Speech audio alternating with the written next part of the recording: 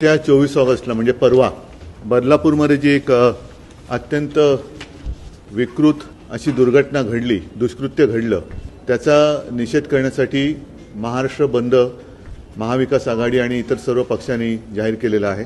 हा महाराष्ट्र बंद केवळ राजकीय नाहीये।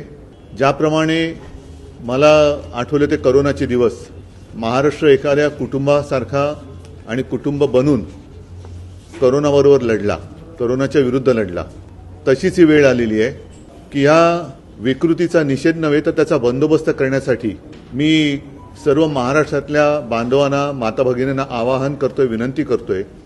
हे परवापासून जे काही घडतंय हा जनतेचा उद्रेक आहे, जनतेचा उद्वेग आहे आणि त्या उद्वेगाला वाचा फोडण्यासाठी हा 24 ऑगस्टचा बंद आपण करतो। हा माझ्या बहिणीचा, माता भगिनीच्या रक्षणासाठी आपण किती जागृत आहोत हे दाखवण्यासाठी हा बंद आहे। तर स्वतःहून, म्हणून मी कोरोनाचा उल्लेख केला की स्वतःहून हा बंद पाळला पाहिजे, तर आपण सगळे एक होऊन या विकृतांना सुद्धा एक मनामध्ये दहशत आपण बसू शकतो आणि त्यासाठीच ह्या उद्वेगाला आणि उद्रेकाला वाचा फोडण्यासाठी हा परवाचा बंद आहे।